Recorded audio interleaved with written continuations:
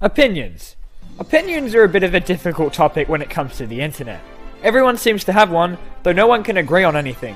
You should be able to tell by the title of this video that it's going to be about some of my unpopular opinions about Transformers. Just as a bit of a disclaimer, I'd like to make something clear. This video is not an attack on anyone's opinions, nor is it me trying to force my own onto others. Rather, I'm making it for discussion purposes, to see if there is anyone out there who agrees with me. If you don't, that's perfectly okay, and quite expected. As I said, these are unpopular opinions, meaning that the majority is going to disagree. If you don't agree with me, leave a comment and explain why. Please don't post hate speech. I don't want anyone to feel offended. On my top 10 worst Transformers characters video, seeing something like this makes me very concerned. Not because so many people decided to dislike it, but because I feel as if I have upset that many people, and I do admit the video was poorly executed and presented. So I'd like to make it clear that this video is me sharing my thoughts to see if there is anyone out there who agrees, and to clear some things up. Alright, thanks, and let's get on with the video. So, hi everyone, in this video I'm going to be sharing 10 of my unpopular Transformers opinions, and at the end finally clear up why I tend to hate on the movie Bumblebee. Hope you guys enjoy.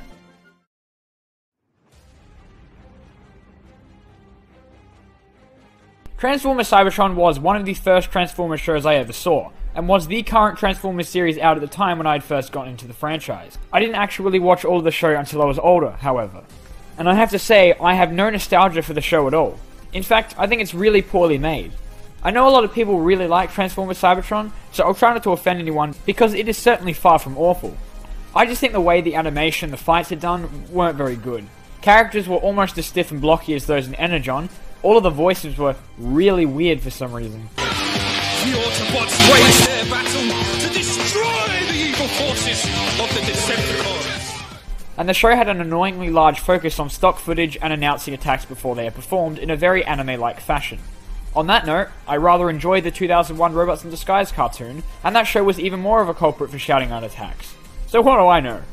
Cybertron's plot is pretty interesting to a certain degree, and the series did have some amazing fights, especially the final battle between Galvatron and Optimus. It did have a lot of good things. The romance between Laurie and Kobe was interesting, and characters such as Vector Prime were awesome. But I just can't find myself enjoying Cybertron, despite the nostalgia I should have for it. It's a decent show overall, but I just don't like it.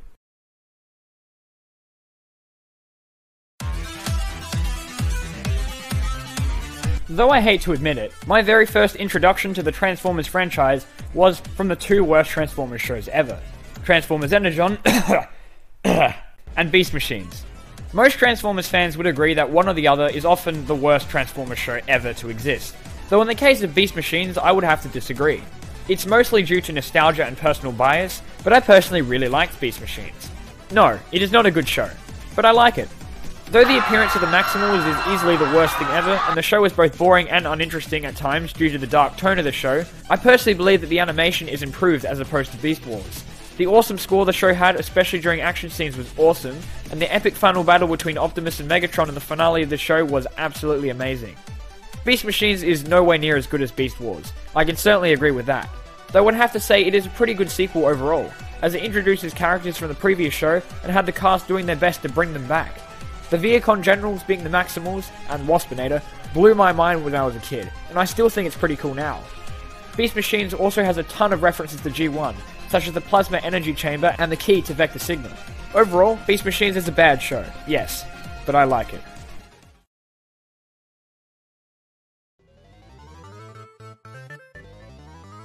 This one is going to be a little controversial, as the original Megatron was the Megatron, and without him we wouldn't have all the other Megatrons we now have today.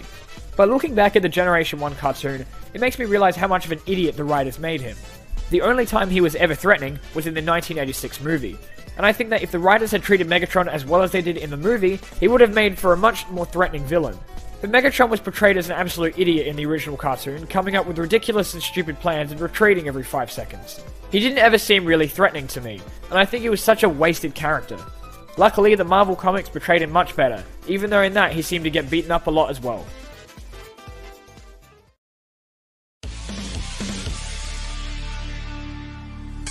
When I first watched the Combiner Wars cartoon, my hopes were immediately shattered, and I joined the large amount of people calling the show out for its many flaws. If anyone has seen my first thoughts video, you would know what I'm talking about. Then Megatron showed up, and I began to think the show could redeem itself. and then the finale happened and brought the show down even more. I'm not going to say too much about how bad the Combiner Wars show is, as I'll save that for an episode of Ruined Forever. But many people were saying the show is worse than Energon, and that's where I'd have to disagree. Transformers Energon was a show handled by a professional studio and was an absolute disgrace. Once again, more on that in a future Ruined Forever video. Combiner Wars was made by Machinima, and so I guess in that respect we have to be lenient with the mediocre animation and voice acting the show contains. And unlike Energon, Combiner Wars only has 8 episodes, and didn't run out of plot halfway through and repeated its entire story again. As to be expected with age, Combiner Wars looks a lot better than Energon, and though the animation was laggy at times, it was still better than the blocky movements within Energon. Both shows are terrible, yes, but I personally don't think Combiner Wars can usurp Energon from the throne as the worst Transformers show ever. Also, Combiner Wars doesn't have Kiko.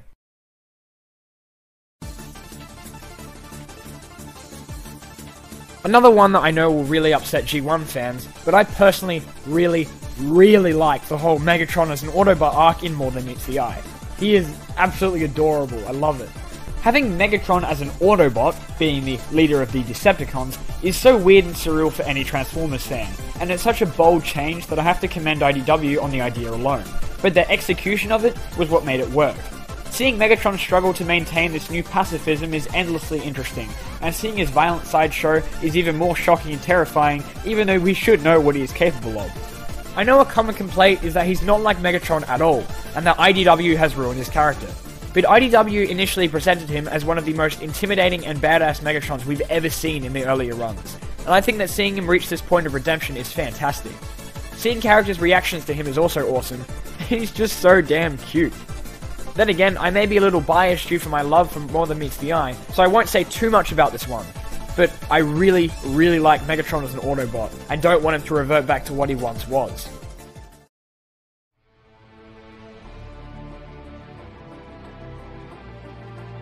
This one will mostly strike the most chords with fans of the original cartoon, but I have always seen Frenzy as the blue one and Rumble as the red one. I believe this for 2 reasons. The original toys that predated the cartoon have them like this, and a game I used to play a lot when I was younger before I even saw the original show, Transformers G1 Awakening, had Rumble as red and Frenzy as blue.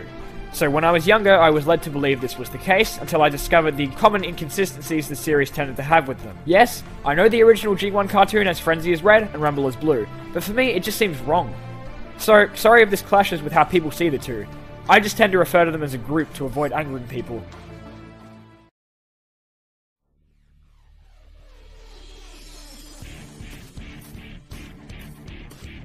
Okay, so as many of you know, I tend to bash Victorion a lot in my videos. I wasn't a big fan of Combiner Wars, even though some of the toys were pretty cool. My reasoning for this is that pretty much all of the new Combiners introduced during the event were terrible. Call me a G1er if you want, but Optimus Prime being part of a Combiner is just wrong. Especially considering that Optimus Maximus did literally nothing in the comic. But then we look at Victorion. Now this may come as a shock to some considering how I treat her, but she's actually my favourite of the new Combiners introduced in Combiner Wars. But that's just saying that she's the least terrible. My reasoning for this is that Combiner Wars introduced the concept of Combiners being their own separate species, and that the Combiner itself is the true entity, suggesting the components are merely part of it and nothing more, much like that of the Combiners in Energon. This sucks, because Transformers have proven in the past that Combiner components are awesome on their own, without having to combine, such as the Stundercons or Constructicons. But Combiner Wars treats the Combiners as just the Combiner, and completely remove the aspect of any character or personality for anyone on the team. And that's what I feel is the issue with Victorion. She has no substance or character. The Torchbearers all look pretty much the same and are very hard to tell apart, and though the comics have tried, it's really hard to like such a dull character. That said, her gravity powers are pretty cool.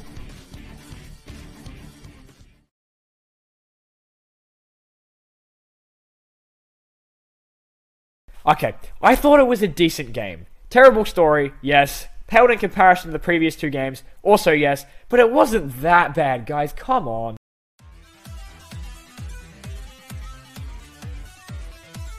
Following on from my earlier embarrassing point of being raised on the 2 worst Transformers shows ever, the first Transformers comic I ever got my hands on was Dreamwave's Prime Directive series. I still have them today, though they are worse for wear. When I read these 3 issues as a kid, I loved them, and I still love them. Though I haven't read much more of Dreamwave's Transformers comics as they're very hard to get a hold of, I really like the stories they told and I like the manga style art even more so, despite the occasional weird proportions. I recently read their Armada and Energon comic and thought it was absolutely fantastic. Yes, as it turns out, it is possible to make Energon's plot look good. Many seem to criticize Dreamwave for their art style, usually that of Pat Lee's, and I can understand why. But from what I've seen, Dreamwave's Transformers comics are pretty cool.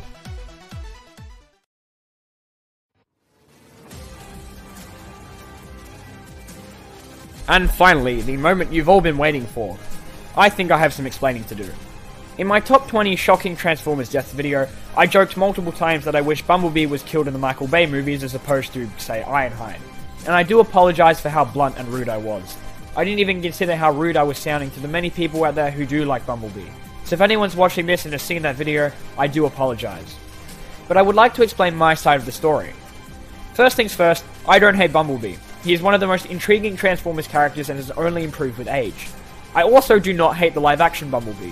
Yep, really. Funnily enough, he's probably one of the only movie characters with any form of personality. Loose usage of the word personality in this instance, however. What I don't like is what the live-action Bumblebee has done to every future Bumblebee since the movie's release. For whatever reason, as we are all aware, Bumblebee can't talk in the movies, communicating using only his radio. It's really not as cool and funny as the writers seem to think, in fact it's gotten quite old. Bumblebee's presence in the movie is both a good and bad thing. Before the movies, he hadn't been seen since Generation 1, due to Hasbro losing the name. Now that Hasbro has Bumblebee back, they're able to put him in whatever they want, which turns out to be everything. He played a major role in the Prime cartoon, the IDW comics, and especially the new Robots in Disguise cartoon, as he is now the leader of his own team. This just shows you how much of an impact Bumblebee's popularity has had. Bumblebee has become the face of the Transformers franchise, and that's all thanks to his movie appearance. In some cases, this is a good thing. The Bumblebee in Prime and the IDW comics is pretty cool. However, in Prime he didn't have a voice just like his movie appearance. Thanks to his mute self in the movie, Bumblebee has now become known for not being able to speak, which has taken over his entire character. Even in Fall of Cybertron, Bumblebee wasn't able to speak. And that's really strange considering Bumblebee probably spoke the most out of anyone in the original Generation 1 cartoon. While recently Bumblebee has gotten his voice back, that hasn't stopped him from being the first thing that now comes to mind when people think of Transformers. Most likely even more so than that of Optimus and Megatron. I know, it's weird, right? So listening to a once awesome character communicating in irritating bloops and bleeps all the time is the reason why I don't like what the movie Bumblebee has done to the character, and why I poke fun at the movie Bumblebee so often. Hey, you made it through the video. I don't know why I thought anyone would care about me talking about my opinion, but I hope you liked it. If you did, be sure to check out some of my other videos, and comment down below if you agree with anything I said. And hey, do you want to watch me talking about a franchise I know nothing about? If so, I did a video on my friend Fusion Fixation's channel that you should definitely check out. I talk about why Vegito might be ruining the Dragon Ball franchise. Thanks guys, and I'll see you in the next video.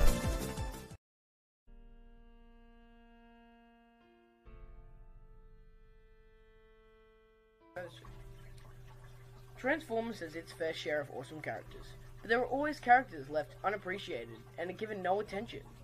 In this video, we'll be counting down my top 10 underrated Transformers characters.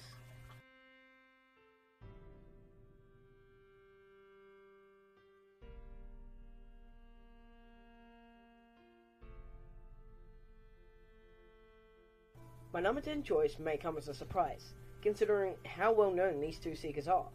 While this is true, Skywarp and Thundercracker are underrated in the sense that they're awesome characters, and have never been fully fleshed out in any Transformers media. The two instead serving a vacancy for the ever-popular Starscream. The pair have their fair share of appearances throughout the years, but Skywarp's thuggish and prankster attitude and Thundercracker's resentment towards the Decepticon cause have rarely seen the limelight, being shadowed by more important and interesting characters. I want to live to see the day where Skywarp actually pushes someone down some stairs using his teleportability. Please, Furman, get on it! Still, the two have frequent appearances, most notably Thundercracker's recent star role in IDW's Transformer comic. The two are generally well known despite this unpopularity, hence being placed at number 10 on this list.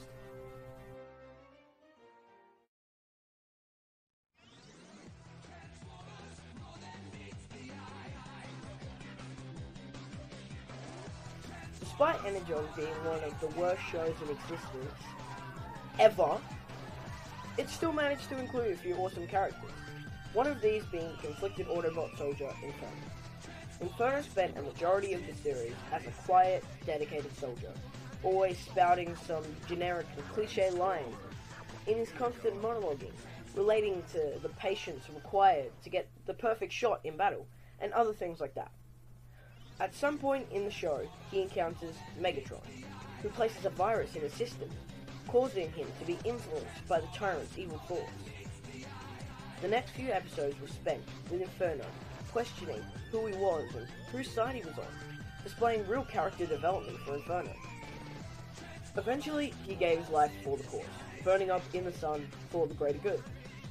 This was until he was resurrected by Robo, then proceeded to do nothing ever for the rest of the series. Ever! Inferno was a surprisingly well fleshed out character for a show such as Ego, and is shockingly rarely ever talked about. This isn't a surprise, however, considering how many people tried to forget the existence of such a dreadful show.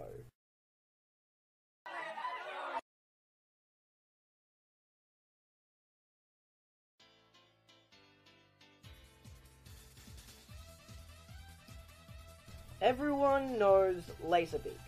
Everyone loves Laserbeak. Laserbeak hogs all the limelight. So what about poor old Buzzsaw, the lonely and unappreciated Decepticon cassette, who single-handedly took down the Omega Supreme in a single shot? Yes, that was the thing that happened. Buzzsaw is a cold-hearted killer and will decimate everything in his sight. It's not a matter of if, instead, when. Many have become victims of his past of relentless destruction, and he will never be satisfied unless he has spilt the blood of all in sight.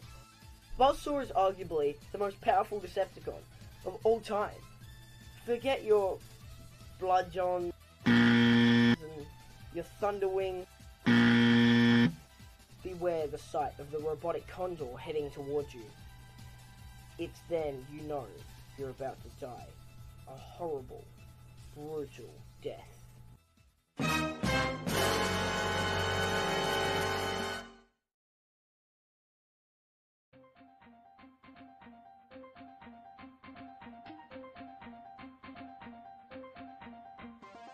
Decepticon leaders throughout the years, none have been stranger or more successful than Ratbat, the ambitious Decepticon cassette, who doesn't nearly get as much attention as he deserves.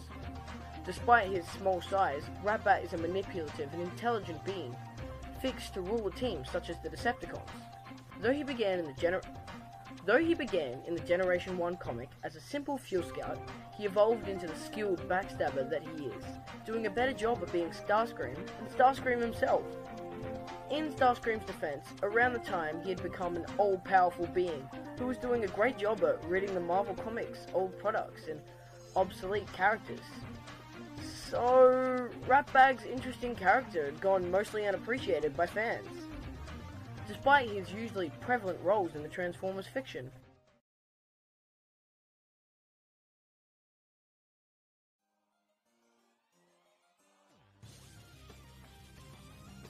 One thing that IDW does best is giving background characters the starring role and letting them leave their mark in the Transformers history, such as Brainstorm, Swerve, Tailgate, and more.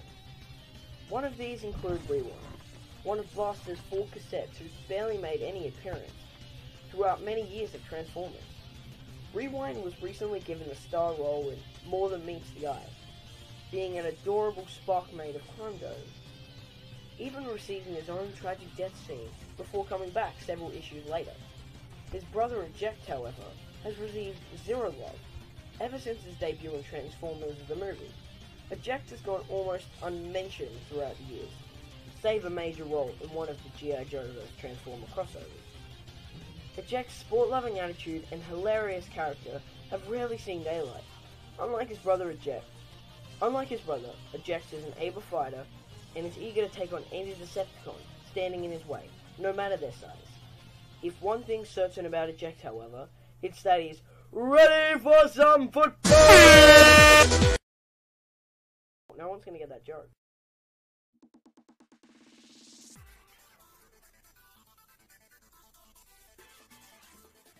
Many Autobots were introduced in the first episode of Generation 1, giving the audience plenty to choose from as their favourites.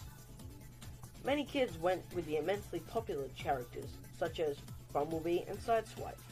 However, this meant many characters were left unappreciated, such as Gears, Huffer, and my number 5 on this list, Windcharger. Windcharger possesses a magnetic ability that allows him to levitate objects, giving the option to draw them towards him or to toss them away. Windcharger is also one of the fastest Autobots in vehicle mode, able to go from 0 to 60 miles an hour in almost an instant. Though receiving a reasonable amount of screen time in the Generation 1 cartoon, Windcharger is mostly gone unappreciated in the following continues. His unique magnetic ability has not been put to good use for years. His only appearances have been minor roles or background characters. Windcharger is one of the unique Autobots introduced in Gen 1 and deserves much more attention than he receives.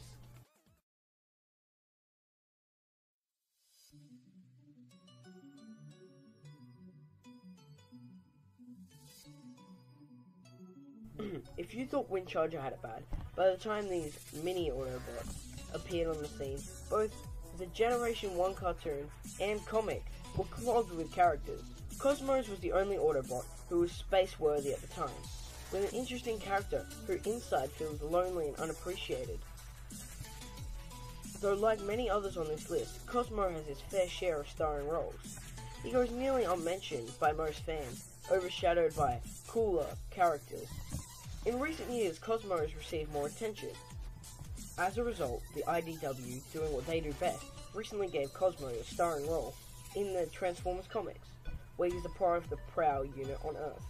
Despite this, Cosmo is not given nearly as much love as he deserves. Overall, Cosmos is a lovable and adorable character who's generally ignored by fans and audience simply because they take an interest in the Autobots that have a cooler looking appearance, weapons or alt mode. One reason for this may be his indistinguishable accent in the Sunbow cartoon. How do you do, Starscream? What is that supposed to be? Well, I hope.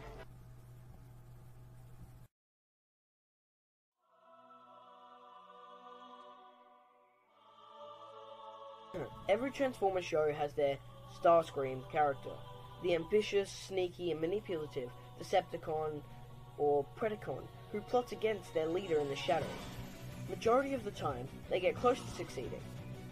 Beast War's version of this character was Tarantulas, the sneaky Predacon mad scientist who was secretly an agent for the Tripidas Council, working neither for Maximal nor Predacon. Though his true ambitions were shrouded in mystery, Tarantulas' character, like many others on this list, were ignored by fans.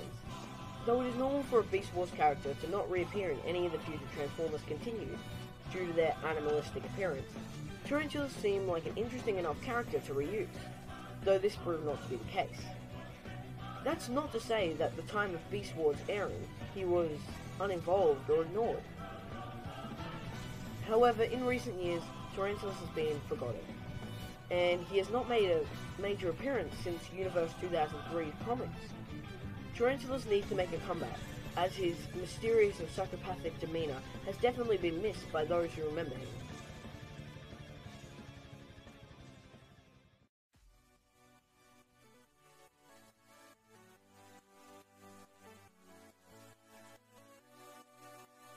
Out of the many combined teams that appeared throughout the entire run of Generation 1, one team was generally ignored and forgotten, and that was the Seacons.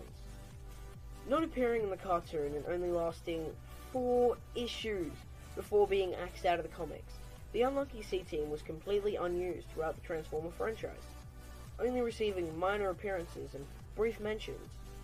The team has become unheard of since their first appearance in the Marvel Comics. Be it as short-lived as it was, it comes as a surprise considering the Piranacons have awesome designs and powerful abilities with strengths to rival the Predacane. Though receiving brief appearances in the classics and G.I. Joe vs. Transformer comics, the Seacons have gone unused for too long.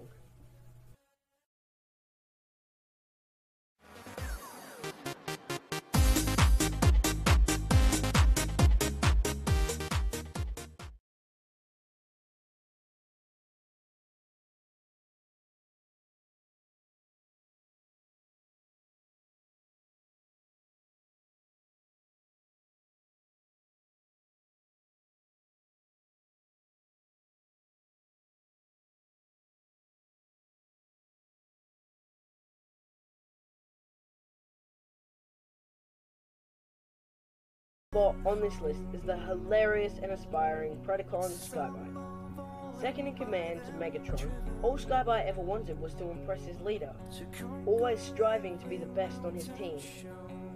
However, his clumsiness has led to him failing almost every single mission he has ever been on, as well as being mistaken as a hero from the human protagonist, Koji, on several accounts. Uphold at heart, Skybite was a lovable and hilarious character who made Robots in Disguise just much more lovable. Like Tarantulas, he was popular at the time his show was being aired, but has been forgotten about over time. Aside from a minor role in IDW's Robots in Disguise comic, Skybite has yet to appear in any other work in the Transformers fiction, save his debut cartoon. Skybite's probably still out there, swimming the seas, waiting for the attention he rightfully deserves.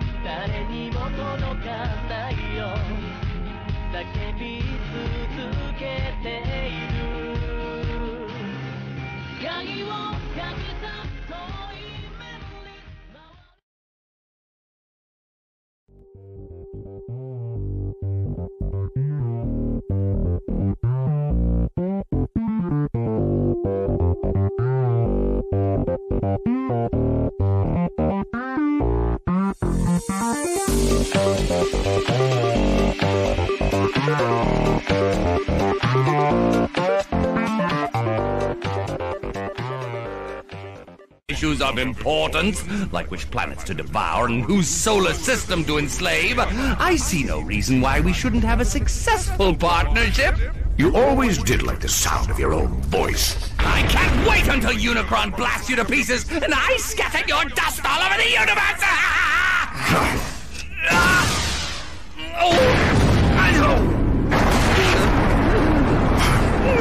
Galvatron! I didn't mean what I said! Please! Save me! Please! I have to go meet Optimus Prime. We're going inside Unicron. I'll give you two choices. Either I shoot you here and now. Galvatron! You can't just leave me here, please! Thrust if you dare to have dreams of power. You will be consumed by them.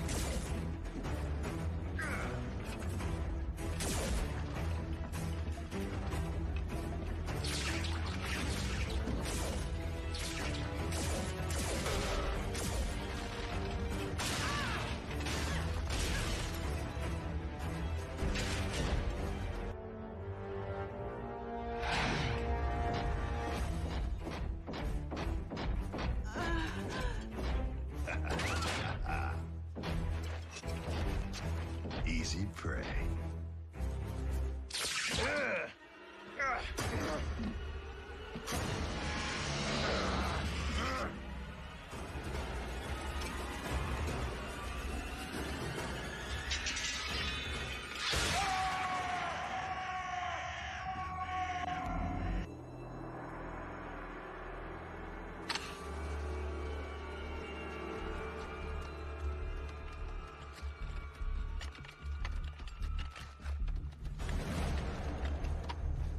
Mech 1 to Silas. Our maneuvers have yielded unexpected results. And a familiar face.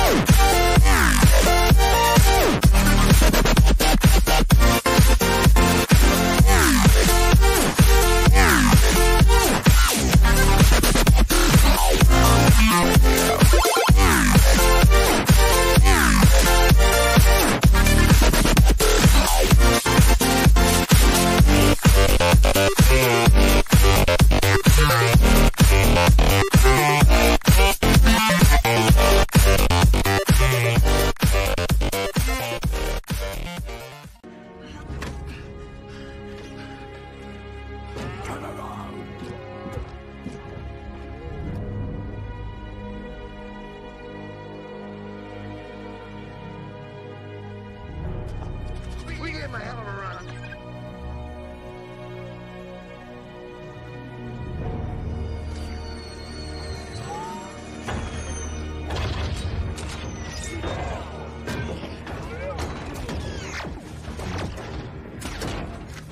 We did it, Frames, we did it!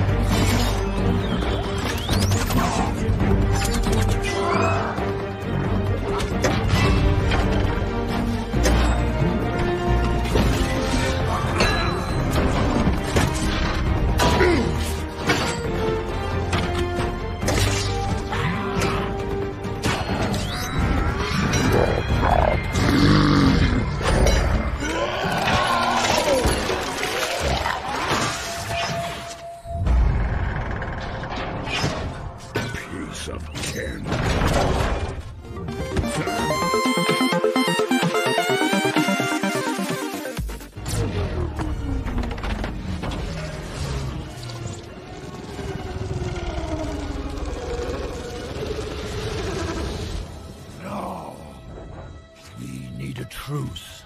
All I want is to be back in charge. Besides, who would you be without me, Prime? Time to find out.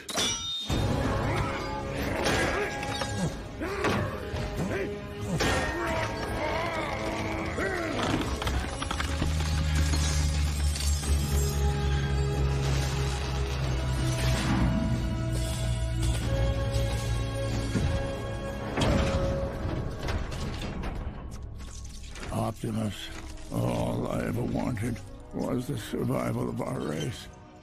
You must see why I had to betray you. You didn't betray me. You betrayed yourself. No, Optimus!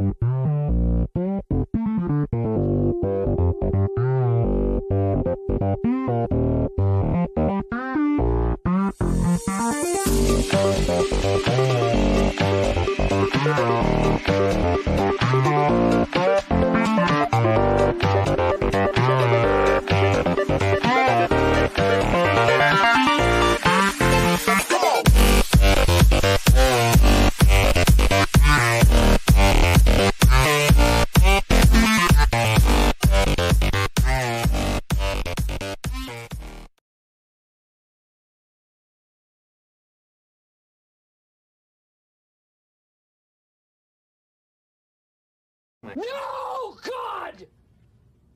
No, God, please, no! No! No! No!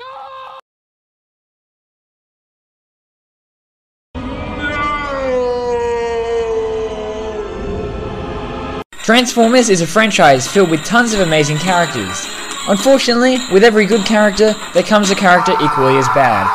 And trust me, some of these guys are bad. In this list, we're counting down my personal picks for the top 10 worst Transformers characters.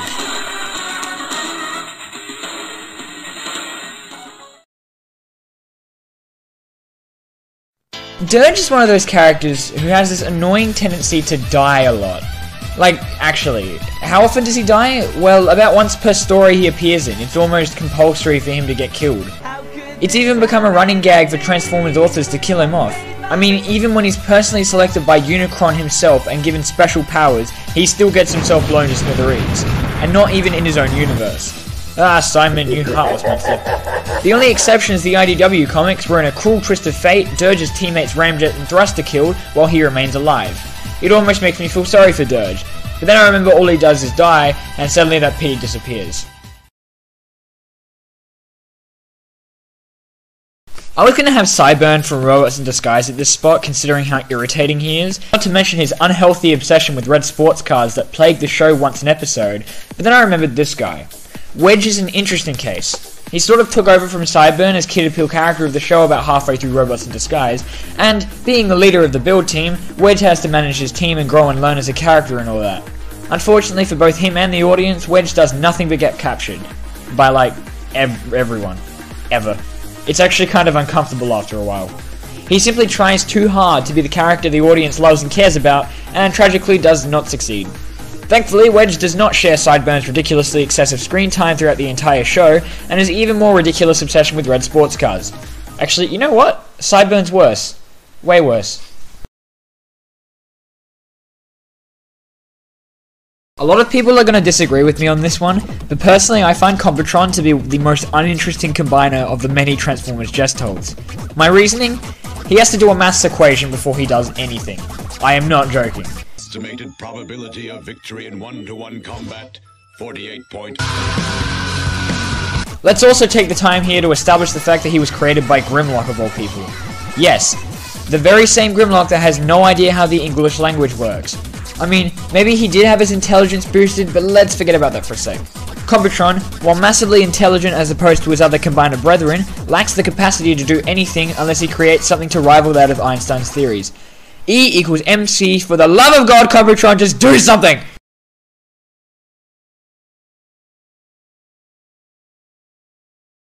When I was coming up with the choices for this list, one of the first ideas that came to mind was Wheelie. Unfortunately, I could not decide what Wheelie was worse. Is it the G1 one that does absolutely nothing ever and rhymes with everything he says, adding to his annoying personality and character? Or the incredibly racist and disturbingly sexual RC car from Revenge of the Fallen? Honestly, I can't tell. I just really don't like Wheelie.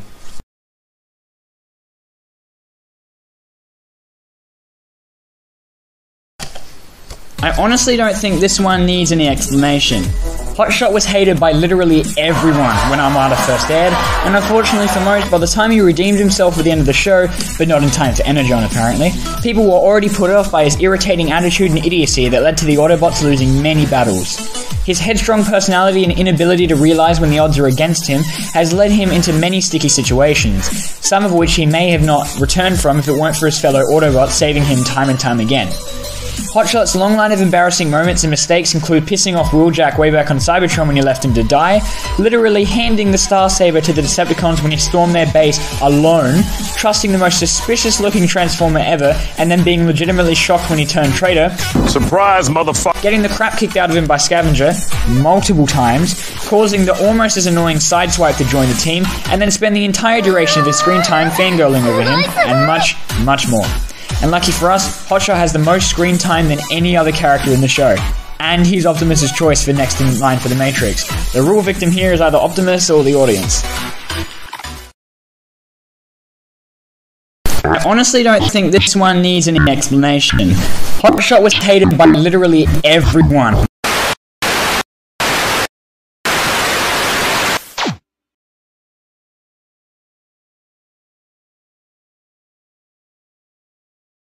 Hey look, more characters from the Unicron trilogy. Wonder if this is going to become a trend. These two literally gave me a headache every single time they spoke. Yes, they were supposed to be the comic relief of the Decepticons. Unfortunately, they didn't do a very good job. Instead, they simply served as headaches that unfortunately never went away. Both are complete idiots, and Cyclonus is probably insane. And they were prominent characters throughout all of Armada. They never served as threats for the protagonist, and rarely did anything of any worth. In terms of battle, following the Clone Trooper aim possessed by every character in the show, Demolisher and Cyclonus arguably had the worst aim of anyone. Ever. It's up for debate whether or not they were actually trying to aim in the first place, but still. The two are simply annoying, and they only get worse when they show up in Energon. And then they get worse still when they are reincarnated as Snowcat and Demolisher. Yeah, real creative name change there, Hasbro. Hey, hang on! Didn't they just power link? So why don't we demolish her? You're so smart, Snowcat! One of the hardest decisions of my life came when I had to choose between whether I thought the Dark of the Moon Sentinel Prime or the animated Sentinel Prime was a worse character. Then it hit me. The animated Sentinel is supposed to be a jerk. He's made to be an ass throughout the whole show, and is written so that the audience despises him. That's what makes it all the more satisfying when he receives his comeuppance from Optimus Prime. So this spot goes to Sentinel Prime from Dark of the Moon, for not only being a bland and uninteresting villain, but also the spawn of a glitch who killed Ironhide. If there's one thing we can be thankful for though, it's that Sentinel also murdered Skids and Mudflap. At least he did something right. Speaking of Skids and Mudflap, here are Skids and Mudflap. These two are supposed to serve as the comic relief of Revenge of the Fallen. I think? I don't really know, to be honest. What I do know is that the two are immensely annoying, and as many seem to claim, are racist. The two blurt out racial stereotypes throughout the film, and instead of being humorous like what it is clearly being intended, it just comes out as embarrassing. What's that? Skids and Mudflap can't read? Of course not. At least Revenge of the Fallen was their only appearance. If there's one thing we can thank Bay for, it's that.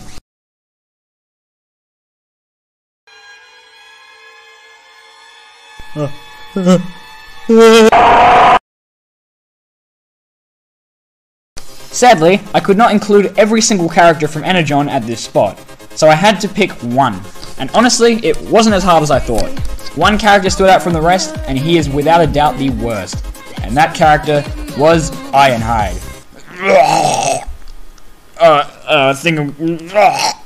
Okay, I'm good.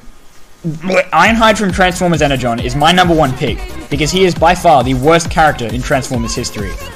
He takes what Wedge was and combines it with that of Hotshot's irritating stupidity, and then somehow makes it even worse.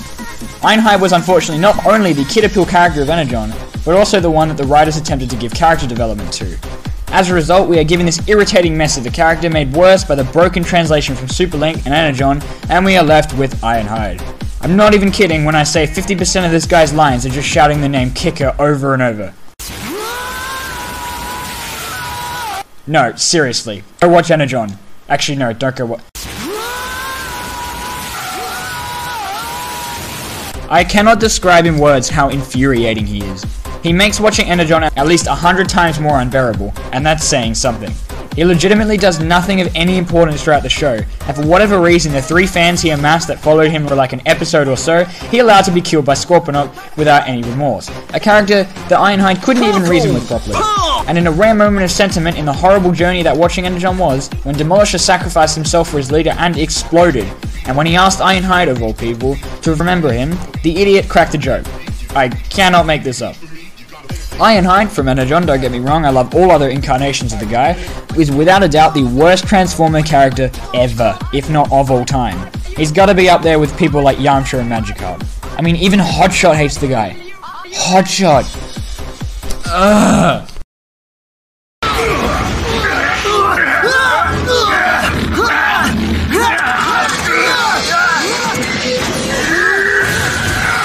And now it's time for some honourable mentions, aka the ones that didn't suck enough to make it into the list. No parking means no parking. Moon! Oh wow, he looks so cool. Oh wait, he's dead. Kill him with fire! Ew. Ew. Ew. Ew. What the actual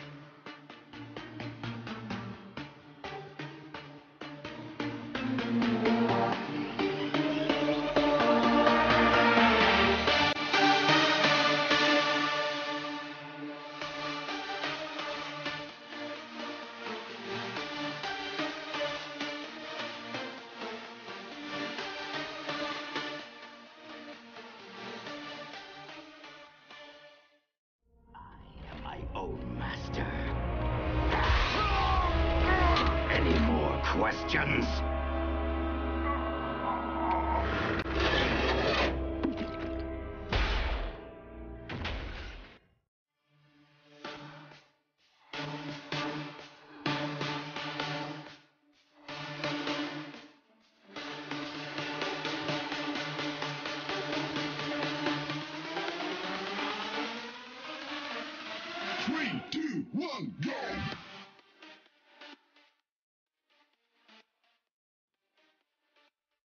see.